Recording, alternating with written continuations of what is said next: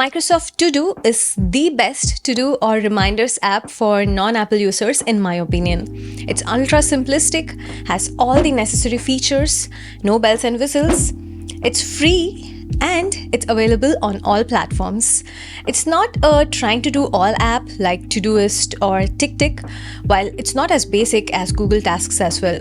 It's the perfect balance of features and one of the best in the market. In this video, I'll show you how to get started with Microsoft To Do, explain its UI, demo all its amazing features, and some super useful tips and tricks to get the most out of the Microsoft To Do. Let's get started.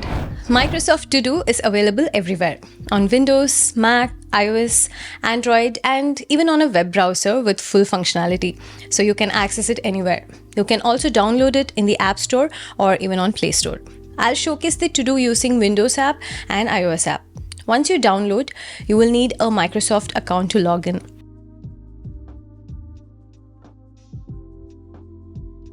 The good thing is, when you log in with the same account on other devices, all the to-do tasks sync automatically and instantly. So you create a task on one device, the next second it'll show up on the other devices. This is the home screen on the Windows app and this is the default view on the iOS app. Both are very similar and I'll explain using the PC app. There is a side panel on the left which contains all the different lists of to-do items that you have created. When you click on a list, the respective list opens up on the main panel, which is the task list panel. On the mobile app, it's very similar to what you see here is the tasks panel. And if you want to see the side panel, just tap on lists here or just swipe from left on the left edge to view all the lists. Here, you can select any list to expand the list with all the items in them. So simple, right? If you click on the profile picture, you can add more Microsoft accounts and switch between them. Then there are these settings as well. Here you can configure any specific settings, which we'll get to. But I want to show you this thing where you can also change the app from light mode to dark mode. Many prefer the dark mode, but I honestly prefer the light mode, so I'll leave it at that. Below the profile icon is the search bar where you can search for any tasks or keywords. The list on the sidebar has two sections. The top section is the predefined section and has lists like My Day, Important, Flagged, Email, and Tasks. You can hide or unhide any specific predefined list in the settings. Below them are your custom created lists. Let me start by creating a new list for myself. To do this, I'll click on the New List button at the bottom of the side panel. It's located in the very same place in the mobile app as well. Now an unlisted list is created. I'll first click here and give it a name. This is going to be my to-do list for work, so I'll rename it as To Do, and I'll also add an icon by clicking here and giving it an appropriate icon. The blue background is the default background in the app. What I'm going to do is click on the three dots on top right, and from here I'm going to select a theme for this specific list. I can select a photo or a color. I'm going to pick a color for this list. If you're on the mobile app, it's the same process. Tap on the three dots on top, select change theme, and here you can select a color or a photo for this list. But on the mobile app, you can also choose a photo from your photo library to set it as a theme for the list, which is nice. Okay, the list is created and customized. Let's add some to-do items. This is super simple. Just add the items in the Add Task bar and the new item will get added to the list. It's the same process on the mobile app as well. As you can see here, the second I add something in my mobile, it's instantly visible on the PC as well. I can add a few here to track my to-do items. When something is done, I can mark them complete by clicking on this radio button and that specific item will be marked complete. If I don't want to show my completed item, I will toggle this button and only my pending items will be shown. So simple, right? That's one of the big positives of Microsoft To Do. It's simple, reliable, and so easy to use. But wait, this is pretty much the same functionality of every single to-do app, right? So now let me show you some of the nice features of Microsoft To Do. I have like 10 different to-do items here. Some are more important than the others. Microsoft To Do lets me mark them as important so that they will show up on top of the list. To mark them, just click on the star at the end of the item. This will mark the item as important, and it will also be brought to the top of the list. Not just that, there is a predefined list at the side panel called important. If I go to that list, it shows me all the tasks or items that I have marked as important from my custom lists. This is a single view of all my important items. Nice. Now, let me go back to my to-do list. Here, I want to add some more details to an item. To do this, I can click on a task or item. It will open up a sidebar, and this brings a bunch of more capabilities. Here, I can add subtasks to this main task. It's called Step in Microsoft To Do. I'll add some subtasks here. I will also want it to be completed by next week. So, I'll set a due date by clicking here and setting next week as the due date. This will let the app remind me on the due date, which is nice. But what's even more handy is I can set another reminder for the same task using the Remind Me option. I'll ask the app to remind me one day before this due date to be reminded. I can make this as a recurring task by configuring this repeat option,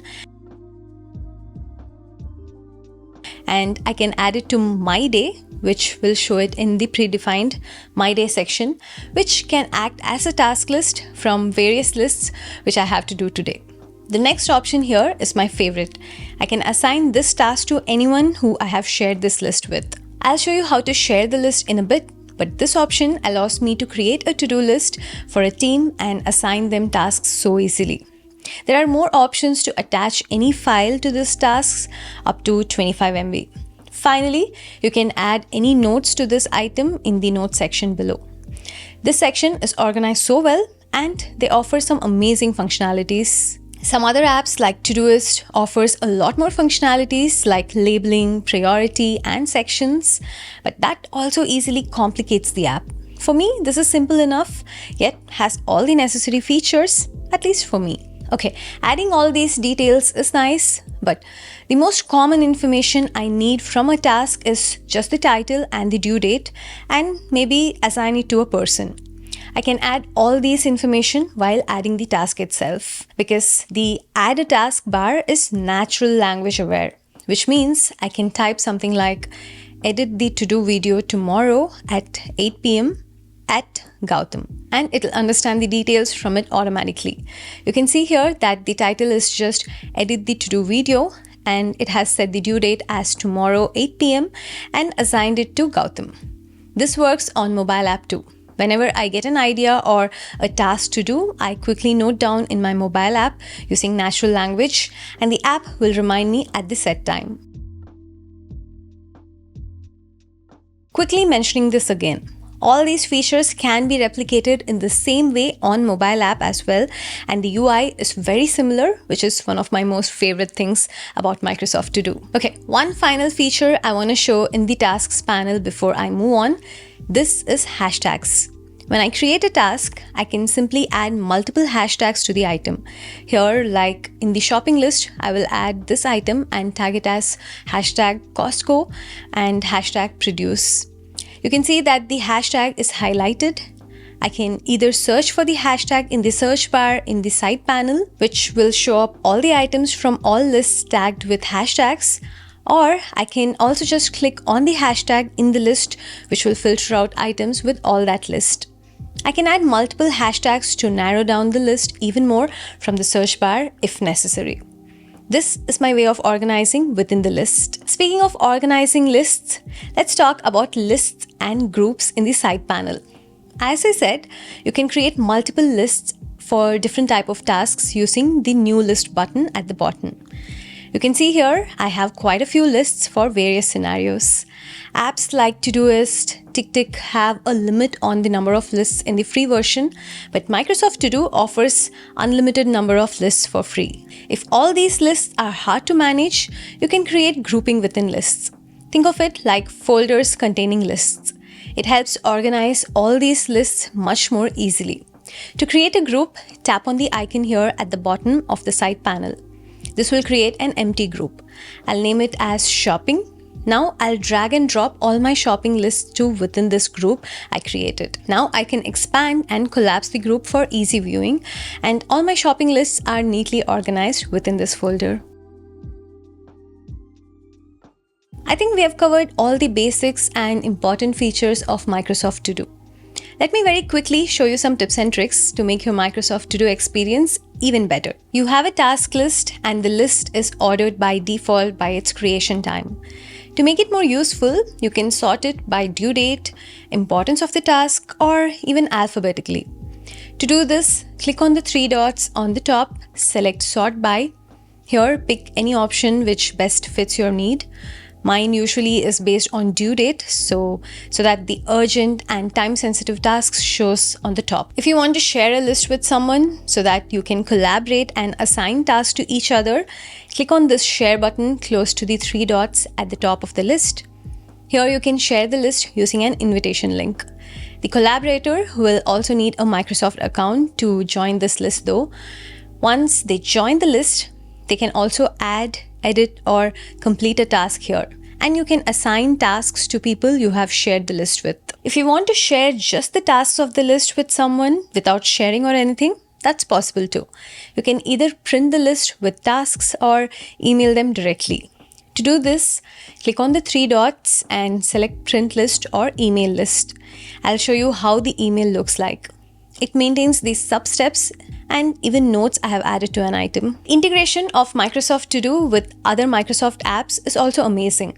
For example, if you already use Outlook for emails like I do, and if you flag an email on Outlook, they automatically show up on the Microsoft To Do app under the flagged email section.